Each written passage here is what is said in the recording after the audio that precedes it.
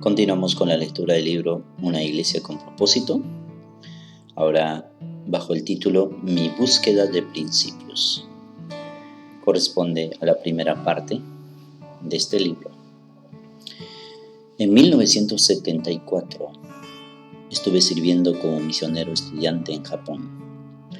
Vivía con un matrimonio misionero bautistas del sur. En su hogar en Nagasaki. Un día, mientras me encontraba hurgando en la biblioteca del misionero, tomé una vieja copia del HIS, una revista cristiana para estudiantes publicada por InterVarsity Christian Fellowship. Mientras la hojeaba, el cuadro de un fascinante anciano con una barba de chivo y ojos centelleantes atrajo mi atención. El subtítulo del artículo decía algo así: ¿por qué este hombre es peligroso? Mientras me encontraba sentado leyendo el artículo acerca de Donald McGavran, no tenía idea de que causaría un dramático impacto en la dirección de mi ministerio, tanto como lo había hecho mi encuentro con Criswell. El artículo describía cómo McGavran, un misionero nacido en la India, había dedicado su ministerio a estudiar qué hace crecer a las iglesias. Sus años de investigación finalmente lo llevaron a escribir The Bridges of God en 1955 y una docena de libros más acerca de iglesias en crecimiento que hoy en día se consideran como clásicas.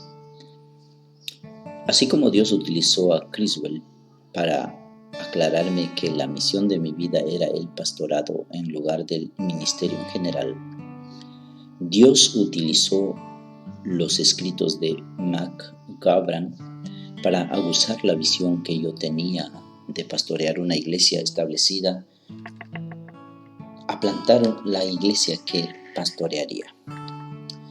Como declara Pablo en Romanos, siempre había sido mi ambición predicar el Evangelio, no donde Cristo ya hubiese sido nombrado, para no edificar sobre fundamento ajeno. McGavran desafió brillantemente la sabiduría convencional de sus días con respecto a qué hace crecer a una iglesia. Con una base bíblica y una lógica simple pero apasionada, McGavran señaló que Dios desea que su iglesia crezca. Él desea que sus ovejas perdidas sean halladas. Los puntos planteados por McGavran me parecieron especialmente pertinentes al observar el crecimiento dolorosamente lento de las iglesias en Japón. Hice una lista de 8 preguntas para las cuales deseaba encontrar una respuesta. A saber, las preguntas: ¿cuántas de las cosas que hacen las iglesias son realmente bíblicas?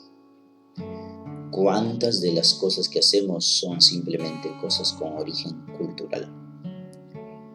¿Por qué algunas iglesias crecen y otros mueren en la vida?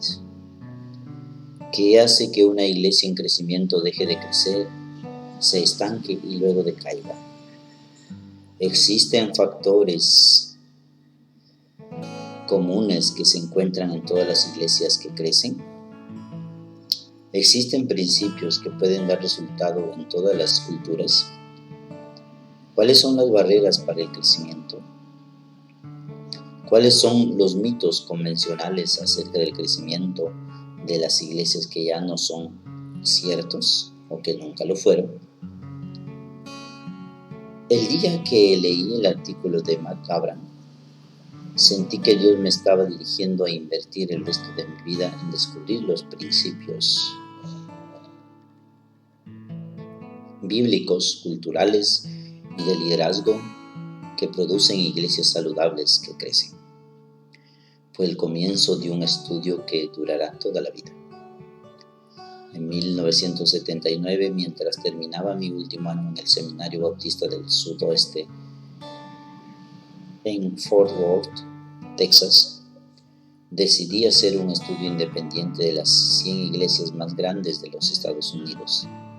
En aquel momento, en primer lugar, tuve que identificar esas iglesias, lo cual no fue tarea fácil. Yo estaba trabajando como ayudante del Dr. Roy Fish, profesor de evangelismo en el seminario. Roy, que también era mi mentor y mi amigo, me ayudó a identificar muchas de estas iglesias. Otras las encontré buscando en los anuarios denominacionales y en revistas cristianas. Luego escribí a cada una de estas iglesias y les hice una serie de preguntas que había preparado.